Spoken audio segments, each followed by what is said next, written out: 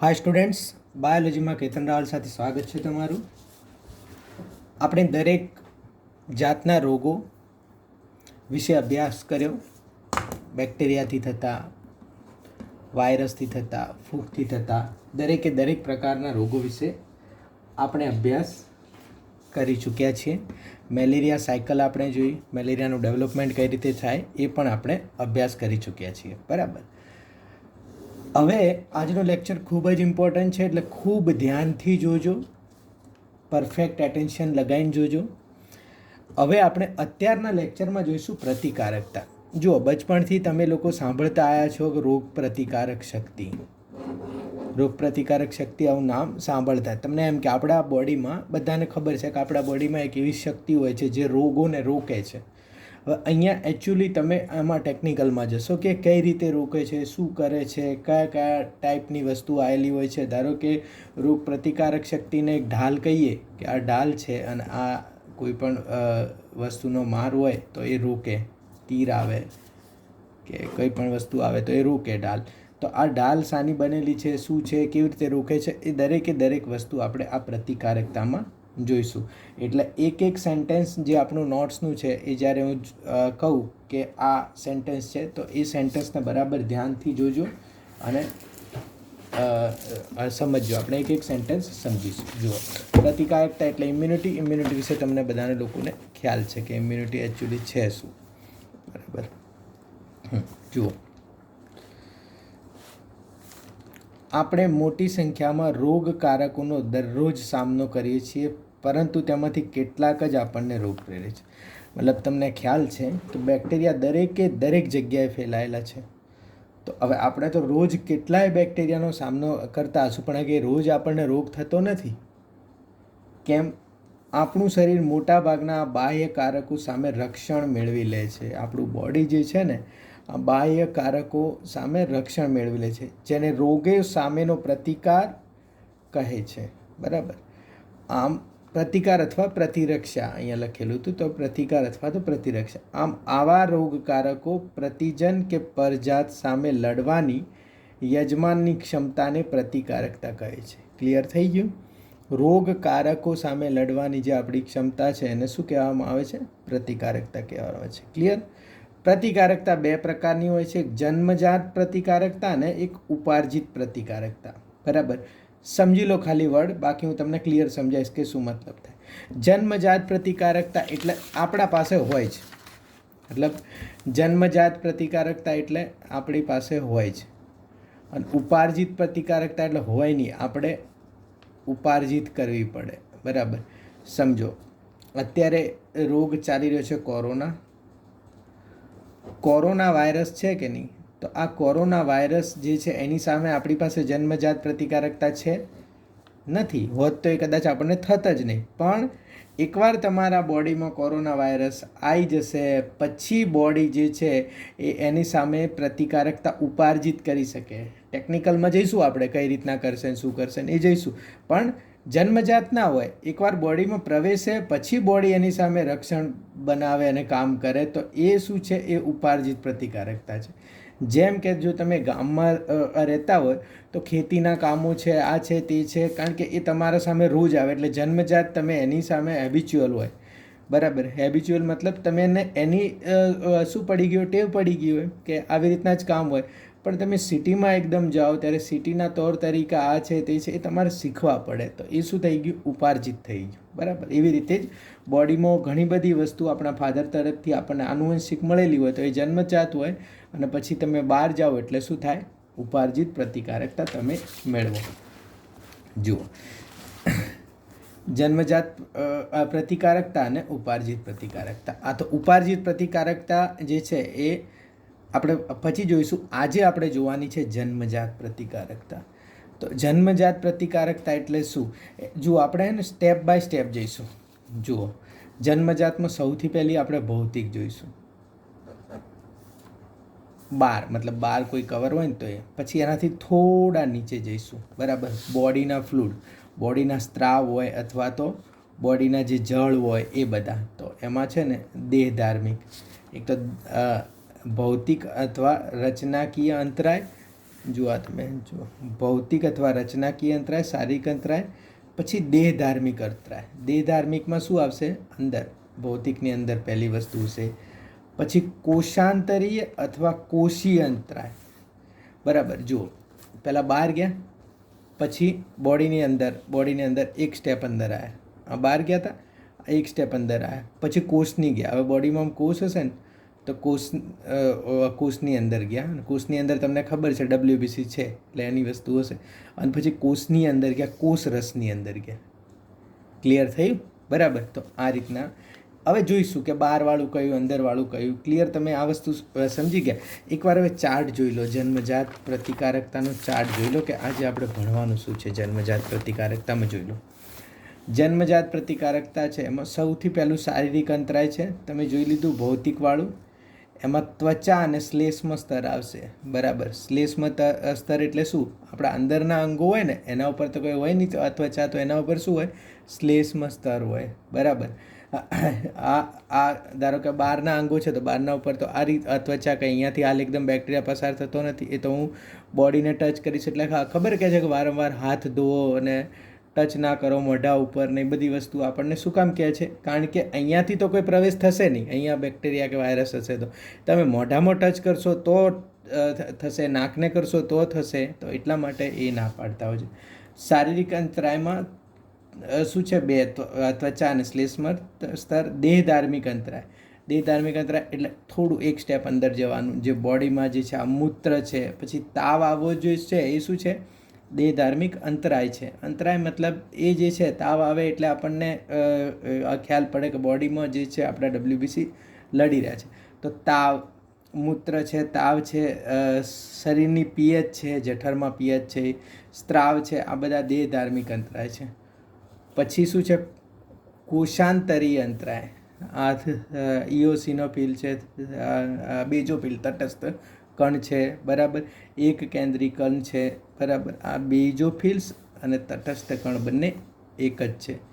એક કેન્દ્રી કણ છે. પછી ફેગોસાઇટોસિસના તબક્કાઓ જે છે એ આપણે જોઈશું. અને કોષ રસીય અંતરસાયમાં ઇન્ટરફેરન પ્રોટીન છે, એ પણ શું છે એ પણ આપણે જોઈશું. એટલે આટલો આ ચાર્ટ છે. આ ચાર્ટનો જે છે તમે સ્ક્રીનશોટ ક્લિયર લઈ લેજો. હું બારું તમને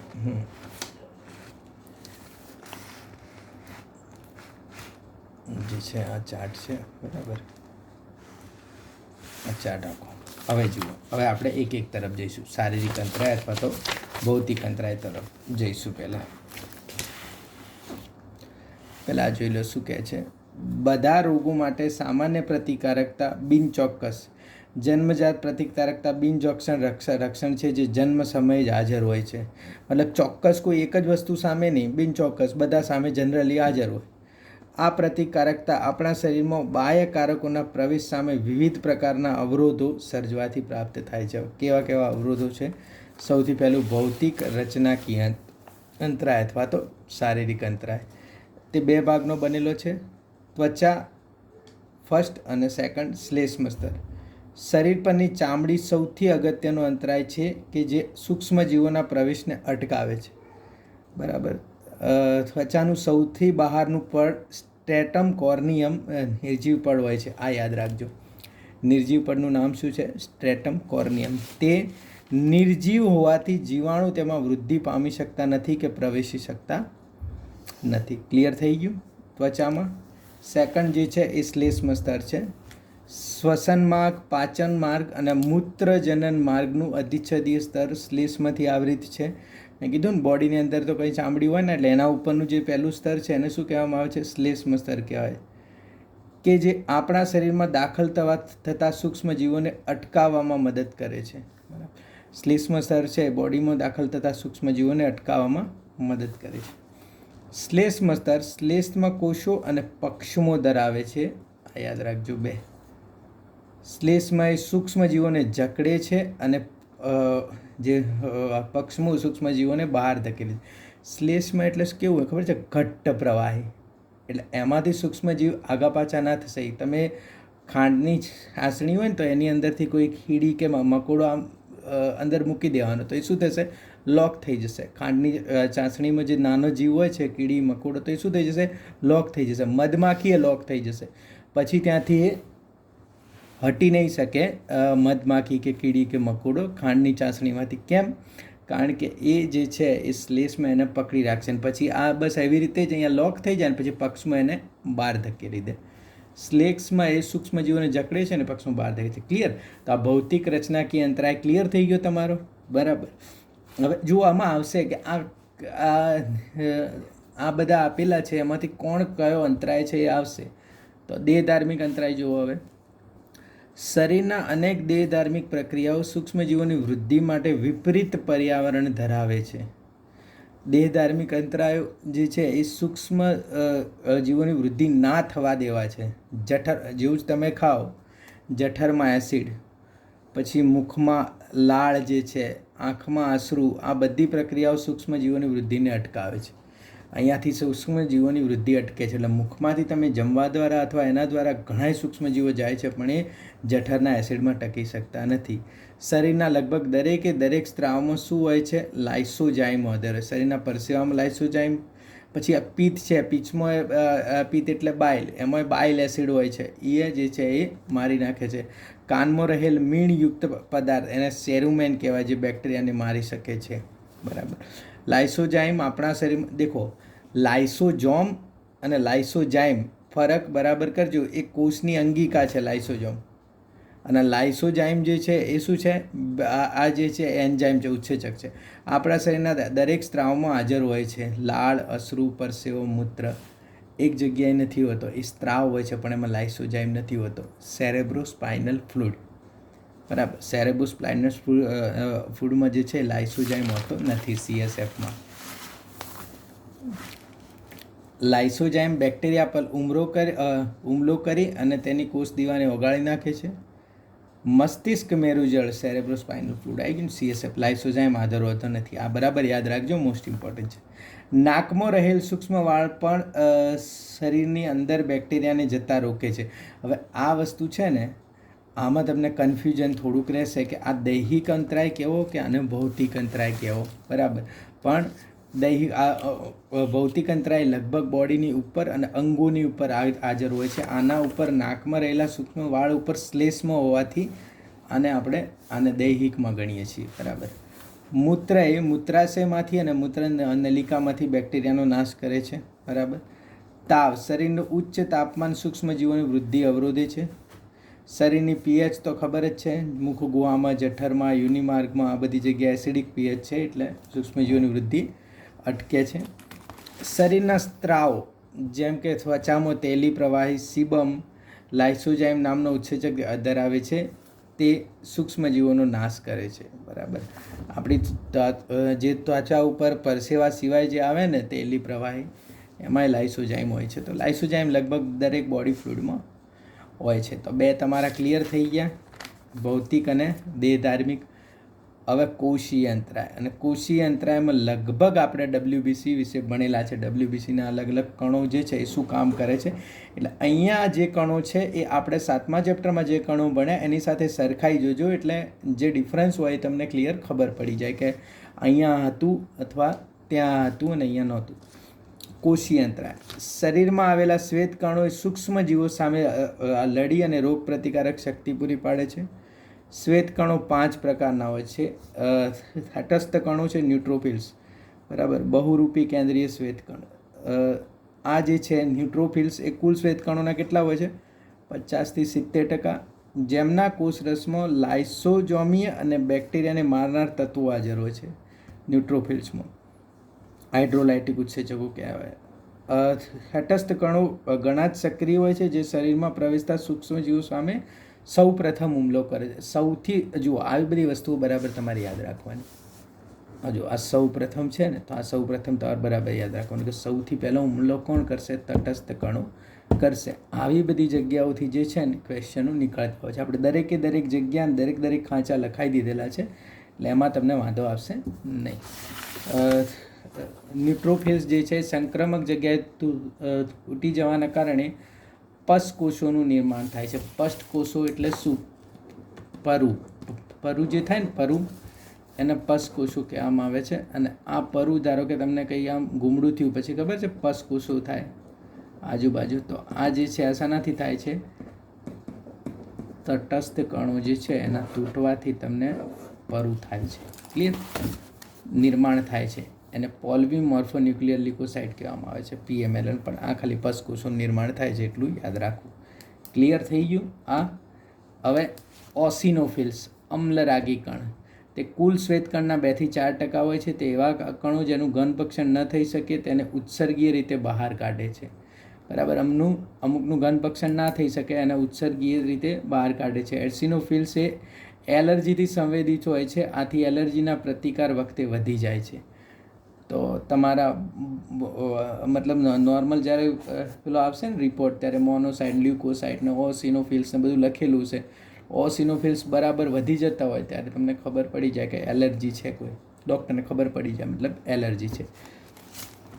બેઝોફિલ્સ, આલ્કરાગી કણ, માસ્ટ કોષો કહેવાય ને. બેઝોફિલ્સ સૌથી ઓછા પ્રમાણમાં જોવા મળે છે.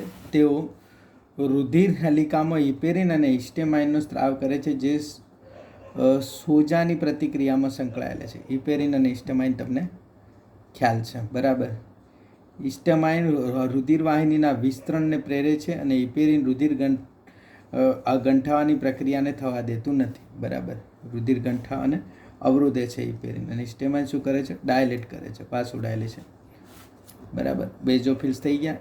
મોનોસાઇટ્સ એક કેન્દ્રી કણ 2 થી 8 પ્રમાણમાં હોય છે. તે સંક્રમિત પેશીમાં જઈ બૃહદ કોષોનું નિર્માણ કરે છે, જેથી મેક્રોફેજ, બૃહદ કોષો એટલે શું થાય? મેક્રોફેજનું નિર્માણ કરે છે. મોટા સજીવોને ગળી અને ઘનભક્ષણ કરી શકાય. આ મોનોસાઇટ એક કેન્દ્રી કણ છે. મોટા બૃહદ કોષો બનાવે એ જે છે મોટા કોષોને ગળી અને ઘનભક્ષણ કરી શકે. ઘનભક્ષણ ના થાય એવા હોય તો કોણ લઈ જશે? બરાબર? જે લોકો ગળી ના શકાય મતલબ એમને પેલાથી બહાર કાઢશે, બરાબર? પછી આને પસ સેલનું આ કરશે નિર્માણ. પછી આ શું કરશે? બેઝોફિલ્સ જે હિપેરિન હિસ્ટેમાઇનનો સ્ત્રાવ કરશે. દરેકના જે અલગ અલગ વસ્તુઓ છે ને, બરાબર તમે યાદ રાખજો. બૃહદ કોષો પાછા 2 પ્રકારના હોય છે, સ્થિર બૃહદ કોષો અને ભ્રમણ કરતા. સ્થિર એટલે એક અંગમાં એના જ બૃહદ કોષો હોય, એટલે મતલબ એ એની રીતે જ વિકાસ પામેલા હોય. એક અંગ માટે ફિક્સ બૃહદ કોષો અને બીજા ફરતા. સ્થિર બૃહદ કોષો તે ક્યાં હોય? ચોક્કસ પેશી કે અંગમાં હાજર હોય. તે નીચેના પ્રકારે હોય છે. હવે જો જુઓ તમે યકૃતમાં જશો ને એટલે કુફુર કોષો છે, બરાબર? આ કુફુર કોષો છે યકૃતમાં, એ ફિક્સ એના યકૃતના મેક્રોફેજ છે, યકૃતના બૃહદ. હાડકાળમાં રહ્યા ઓસ્ટિયોક્લાસ્ટ તથા હિસ્ટિયોસાઇટ, મતલબ સંયોજક પેશીના જે છે એ હિસ્ટિયોસાઇટ્સ છે. તો હિસ્ટિયોસાઇટ શું છે? સંયોજક પેશીમાં આવેલા ફિક્સ બૃહદ કોષો છે, મતલબ એ અહીંયા જ હોય, બીજે ક્યાંય ના હોય. ભ્રમણ કરતા બૃહદ કોષો તેઓ અમીબીય હલનચલનવાળી દરેક પેશીમાં ફરતા હોય છે. હવે આ બૃહદ કોષો ફેગોસાઇટોસિસ કરે કે નહીં? ફેગોસાઇટોસિસ એટલે પેલાને ગળવાનું કામ કરે, બરાબર? એ કેવી રીતે કરે અને મારી કઈ રીતના નાખે એની ક્રિયા છે. સૌથી પહેલાં તો તમે છે ને આ આકૃતિ ઉપર ધ્યાન આપો. જુઓ, આ રુધિરવાહિની છે નોર્મલ. આ રુધિરવાહિનીના રુધિર કોષો છે. ક્લિયર થયું? હવે આ બેક્ટેરિયા આવી રીતના બહાર આવીને આ લોકો ઊભા છે, બરાબર? બેક્ટેરિયા જે છે એ બહાર આવીને ઊભા છે. હવે બેક્ટેરિયા જ્યારે બહાર આવીને ઊભા રહેશે એટલે સૌથી પહેલી અહીંયા ખ્યાલ પડશે, એટલે હિસ્ટેમાઇન જે છે એ રિલીઝ થશે. હિસ્ટેમાઇન રિલીઝ થશે એટલે રુધિરવાહિની શું થશે? આમ પહોળી થશે. ક્લિયર થયું? બરાબર. હવે રુધિરવાહિની પહોળી થશે એટલે આ બધા WBC જે છે ને એ અહીંયા આવીને ચોંટી જશે. એડહેશન કહેવાય એને. આ WBCઓ કે શું કર્યું? અહીંયા આવીને ચોંટી ગયા. હવે અહીંયા એને ચોંટ્યા અને પછી શું થશે? આ WBC બધા આને શું કહેવાય? પહેલું વાસોડાયલેશન થયું, પછી એડહેશન થયું, એટલે મતલબ ચોંટી ગયા. પછી આ બહાર જશે, બરાબર? એને ડાયપેડેસિસ કહેવાય છે. એક એક વસ્તુના ચોક્કસ નામ આવેલા. પછી આમ કે ના બહાર જશે, કારણ કે બેક્ટેરિયા ઉપર હુમલો કરવો હશે તો બહાર તો જવું પડશે ને, તો બહાર જશે એટલે ડાયપેડેસિસ કહેવાય છે. પછી શું છે? પછી ડાયપેડેસિસ પછી કેમોટેક્સિસ એટલે રાસાયણ વર્તન, મતલબ એ બેક્ટેરિયાની પાસે જશે. બેક્ટેરિયાની પાસે જશે અને પોતાના કોષરસ સ્તરને બેક્ટેરિયા સાથે જોડશે. એટલે પાસે જવું એટલે કેમોટેક્સિસ કરશે.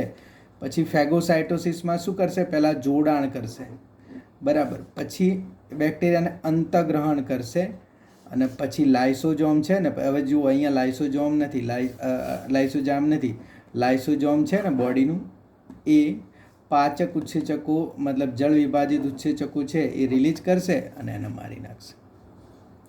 ક્લિયર થયું તમને? જુઓ એક એક જોઈએ. હવે આમાં જુઓ ફેગોસાઇટોસિસના તબક્કાઓ આપેલા છે. કયા કયા તબક્કાઓમાં ફેગોસાઇટોસિસ થાય છે? વાસોડાયલેશન છે પહેલાં. બેક્ટેરિયા પ્રવેશના સ્થાને હિસ્ટોમાઇનના લીધે રુધિરવાહિનીનો વ્યાસ વધે છે. ક્લિયર. પછી એડહેશન છે. રુધિર પ્રવાહ હિમો પડતા રુધિરવાહિનીઓ પરિભાગ પર શ્વેત કણોનો ભરાવો થાય છે. પછી ડાયપેડેસિસ છે. હવે શ્વેત કણો ક્યાં છે? અથવા એક કેન્દ્રીકરણ રુધિરવાહિનીમાંથી સક્રિય ગતિ વડે બાહ્યકોષીય પ્રવાહીમાં સ્થાનાંતર પામે છે. બરાબર. આ કોષના સક્રિય પ્રચલનને ડાયપેડેસિસ કહે છે. ક્લિયર.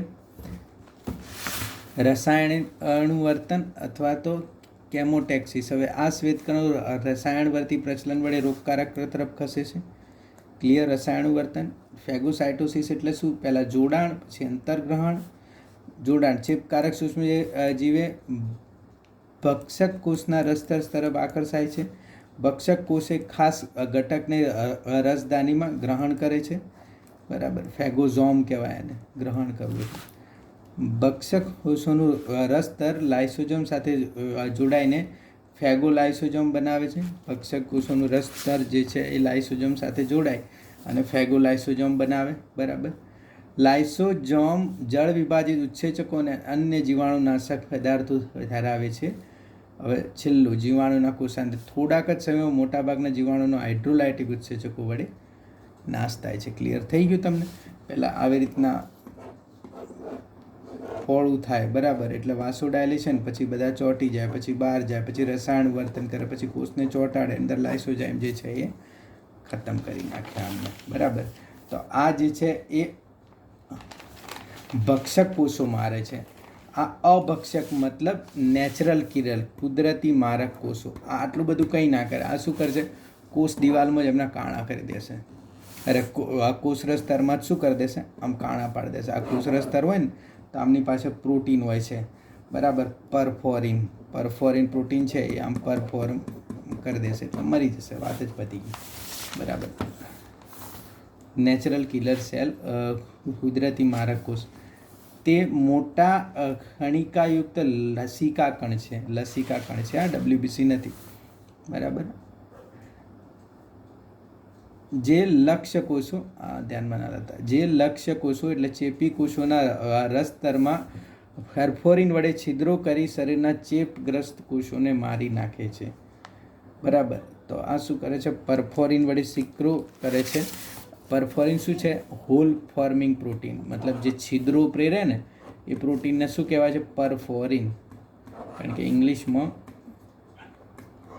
પરફોર્મ એટલે છિદ્ર જ થાય, એટલે પરફોરિન એટલે છિદ્રો પેરતું જે છે એ પ્રોટીન. પરફોરિન વડે છિદ્રો કરી શરીરના ચેપગ્રસ્ત કોષોને મારી નાખે છે. પાણી આ છિદ્રોમાંથી પસાર થઈ સોજો કરીને ચેપી કોષોને ફાટીને તોડી નાખે. બરાબર.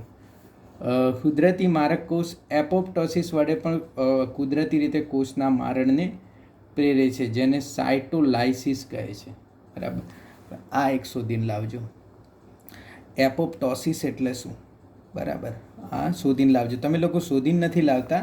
શોધીને લાવશો અને વોટ્સએપમાં મને આન્સર આપશો ને તો મને ખ્યાલ પડશે કે તમે લેક્ચર જુઓ છો કે નથી જોતા. તો આ એપોપ્ટોસિસ શું છે એ તમે શોધી અને કાલે મને કહેજો. જેને સાઇટોલાઇસિસ કહે છે. તાવ જે છે શરીરમાં ઝેરી રસાયણો સૂક્ષ્મ જીવાણુ વડે ઉત્પન્ન થાય છે તથા બૃહદ કોષો વડે એક પ્રોટીન ઉત્પન્ન થાય છે જેને પાયરોજન કહે છે. બરાબર. જે તાવ આવવા માટે જવાબદાર કારણરૂપ છે. બરાબર. આ તાવનું પાછળથી લખાયેલું છે વધારાનું, મતલબ હવે તાવનું આખું અલગ જ છે. બરાબર. તાવ આવવા માટે માઇલ્ડ ફીવર વડે શરીરમાં રક્ષણાત્મક પ્રવૃત્તિઓ અને ઘનપક્ષક કોષોની વૃદ્ધિ થાય છે અને સૂક્ષ્મજીવોનો વિકાસ રૂંધાય છે. તાવ મટાડવા માટે દવાને એન્ટીપાયરેટિક કહેવાય. બરાબર. ક્લિયર થયું? બરાબર. હવે લાસ્ટ આપણે જોઈશું કોષરસી અંતરાય. કયા કયા જોયા આપણે? 3 જોયા. કયા જોયા? શારીરિક અંતરાય જોયું, દેહધાર્મિક અંતરાય જોયું અને કોષાંતરીય અંતરાય જોયું. હવે એક આ જોઈશું કોષરસી અંતરાય. કોષરસી એટલે કોષરસની અંદર, કોષની અંદરની વાત છે. હવે વાયરસ જ્યારે ચેપગ્રસ્ત થાય ને, વાયરસ ત્યારે સમજો કે આ તમારા કોષોની લાઈન છે, આ બધા કોષો છે, બરાબર. કોઈ પણ વાયરસ આવીને આ કોષને ચેપગ્રસ્ત કરે ને, બરાબર, તો આ કોષ તો જાય છે, મતલબ આ કોષ છે કે હવે તો હું ચેપગ્રસ્ત થઈ જઉં એટલે હું તો મરી જઈશ, આ તો કિલ થઈ જશે, બરાબર. પણ આ બધાને ચેતવતો જશે અને ચેતવણી શું આપશે? આ વાયરસ છે ને એક પ્રોટીન ઉત્પન્ન કરશે, ઇન્ટરફેરોન. એટલે આ ઇન્ટરફેરોન પ્રોટીન બધે લાગી જશે અને ઇન્ટરફેરોન કહેશે કે આ પ્રકારનો માણસ છે, આ વાયરસ આના અંદર આવવા દેતા નહીં. સમજણ પડી ગઈ? તો આ ઇન્ટરફેરોન પ્રોટીન કોણ ઉત્પન્ન કરશે? કોષનું કોષરસ જે છે ને, બરાબર, આ કોષરસ છે ને એ ઇન્ટરફેરોન પ્રોટીન ઉત્પન્ન કરશે અને એ ઇન્ટરફેરોન પ્રોટીન જે છે એ બીજા બધા કોષોને આપશે, એટલે કોષો ક્લિયર થઈ જશે. ક્લિયર થયું? કોષરસી અંતરમાં ઇન્ટરફેરોન પ્રોટીન એટલે શું? ઘણા બધા લોકોને ખ્યાલ જ નથી કે ઇન્ટરફેરોન પ્રોટીન એટલે શું. એ બરાબર માહિતી રાખજો. વાયરસના ચેપગ્રસ્ત કોષો પ્રોટીનનો સ્ત્રાવ કરે છે, તેને ઇન્ટરફેરોન કહે છે, જેને બિનચેપી કોષોને ફરી વાયરસના ચેપી સામે રક્ષણ આપે છે. ક્લિયર થયું? ચેપગ્રસ્ત કોષો છે એ પ્રોટીનનો સ્ત્રાવ કરે છે, એને ઇન્ટરફેરોન કહેવાય. એ બિનચેપી કોષો હોય એને ફરીથી વાયરસના ચેપ સામે શું કરે છે? રક્ષણ આપે છે. ઇન્ટરફેરોન એન્ટીવાયરસ પ્રોટીન છે જે 210 એમિનો એસિડના બનેલા છે અને જે વાયરસગ્રસ્ત કોષોમાંથી ઉત્પન્ન થાય છે અને તેના બાજુના કોષને ઉત્તેજિત કરી ટ્રાન્સલેશન ઇન્હિબિટિંગ પ્રોટીન ઉત્પન્ન કરે છે. ટ્રાન્સલેશન ઇન્હિબિટિંગ એટલે વાયરસ અંદર જાય એટલે શું કરે? આપણા ડીએનએ સાથે જોડાઈને ટ્રાન્સલેશન કરે, તો એ ટ્રાન્સલેશન ઇન્હિબિટ એટલે રોકવું, ઇન્હિબિટિંગ પ્રોટીન ઉત્પન્ન કરે છે, બરાબર. તો ઇન્ટરફેરોન શું છે તમને ક્લિયર ખબર પડી જોઈએ કે કોઈ પણ બેક્ટેરિયા મતલબ કોઈ પણ આપણો કોષ છે એ વાયરસથી એકવાર ઇન્ફેક્ટ થઈ જાય ત્યારે આપણા કોષ રસમાંથી એક પ્રોટીન ઉત્પન્ન કરે, બાજુના બીજા બિનચેપગ્રસ્ત કોષો હોય એ બચી જાય. ઇન્ટરફેરોન આ પદ્ધતિ પર વાયરસના ચેપને અટકાવે છે. ઇન્ટરફેરોન જાતિ વિશિષ્ટતા દર્શાવે છે, બરાબર. જાતિ વિશિષ્ટતા એટલે શું? કે નર કે માદા જાતિની વાત નથી. જાતિ વિશિષ્ટતા એટલે સમજો એક વાયરસથી આને જે છે એ ચેપ લાગ્યો, બરાબર. આપણે તો ઉદાહરણ શાનું લઈશું? કોરોનાનું જ લઈશું. કોરોના વાયરસથી આને ચેપ લાગ્યો, બરાબર. તો હવે આ ધારો કે કોરોના વાયરસથી આ કોષ થયો અને પછી આ કોષ જે છે જે ઇન્ટરફેરોન પ્રોટીન કરશે એ કમ્પ્લીટ ખાલી કોરોના માટેનું જ હશે આજુબાજુ, પણ સમજો, બરાબર, પર સમજો પછી ચિકનગુનિયાનો ચેપ લાગ્યો તો આ ઇન્ટરફેરોન પ્રોટીન થોડું કંઈ કામ આવશે? આ કામ નહીં આવે. મતલબ આ જે બનાવ્યું હતું એ ખાલી ને ખાલી એ જ વાયરસ માટે બનાવ્યું હતું, એ જ વાયરસની જાતિ માટે બનાવ્યું હતું જે જાતિથી આ ચેપગ્રસ્ત થયો છે, કે બધા વાયરસ માટે બનાવ્યું નથી, બરાબર. એટલે જો બીજા વાયરસથી ઇન્ફેક્શન થશે તો આ કામ આવશે નહીં. ક્લિયર થયું કે નહીં? જાતિ વિશે એક જાતિ વડે ઉત્પન્ન થયેલ ઇન્ટરફેરોન એ જ જાતિના વાયરસ ચેપ સામે રક્ષણ આપે છે. ક્લિયર થયું? ઇન્ટરફેરોન કોષોમાં એન્ટીવાયરસ પ્રોટીનનું સંશ્લેષણ કરી તેમને વાયરલ ચેપ સામે પ્રતિરોધક બનાવે છે. ઉપરોક્ત જન્મજાત પ્રતિકારકતા છે, બરાબર. તો આ તો વધારાનું લખેલું છે, બરાબર. તો આ બધી જે છે આને શું કહેવામાં આવે છે? જન્મજાત પ્રતિકારકતા. ક્લિયર થઈ ગયું? હવે તમે જોઈ લો આમાં તમને કોઈ પ્રોબ્લેમ ના હોવો જોઈએ. હવે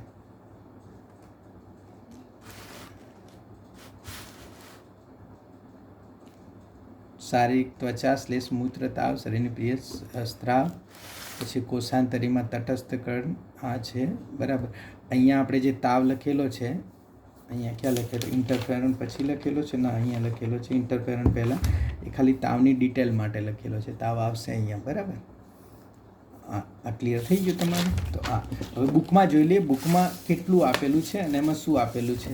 એટલે એ બુકમાં જોશો એટલે તમને ખ્યાલ પડશે. તમે દરેક જગ્યાએ બુકમાંથી વ્યવસ્થિત દેખજો. બુકમાં જે છે જન્મજાત પ્રતિકારકતા આપેલી છે, એમાં ખાલી આટલું જ આપેલું છે બુકમાં, બરાબર. પણ આ જે લોકો બોર્ડ માટે પ્રિપરેશન કરતા હોય એ આ કમ્પ્લીટ ટુ કમ્પ્લીટ યાદ રાખશે, ક્લિયર ટુ ક્લિયર. પણ એમને ઇન્ટરફેરોન પ્રોટીન એટલે શું ખાલી યાદ રાખવાનું બચાવે છે, બરાબર. શારીરિક જે છે ત્વચા, મુખ્ય ભૌતિક અંતરાય જુઓ, આ બધી વસ્તુ તમારે યાદ રાખવાની. શ્વસન માર્ગ, જઠરાંગની માર્ગ, મૂત્રજનન માર્ગ, આદિત્ય પેશુસા પણ આ જે છે એ શું છે? શારીરિક અંતરાય. દેહ ધાર્મિકમાં જઠરમાં અમ્લ, મુખમાંની લાળ, આંખોના આંસુ રોગકારક વૃદ્ધિને અટકાવે છે. પછી શું છે? કોષાંતરીય અંતરાય જે છે એ આપણા દેહમાંના શ્વેતકણો, બહુરૂપી કેન્દ્ર, બધા WBC, પછી નૈસર્ગિક મારક કોષો. જુઓ દરેક વિશે આપેલું છે, બરાબર. આ લ્યુકોસાઇડ છે, આ લિમ્ફોસાઇડ છે, મારક કોષો. બસ આપણે શું કર્યું છે ખબર છે, આ બધાની થોડી ઘણી ડિટેલ લખી નાખી છે. બહુ ઇમ્પોર્ટન્ટ ડિટેલ છે ને જે એક્ઝામમાં પૂછાણી છે એ, બરાબર. તો આ હતી આપણી જન્મજાત પ્રતિકારકતા, અને કમ્પ્લીટ વાંચી લેજો, ક્લિયર કટ. નેક્સ્ટ લેક્ચરમાં આપણે ઉપાર્જિત પ્રતિકારકતા વિશે વાત કરીશું, બરાબર. Thank you friends.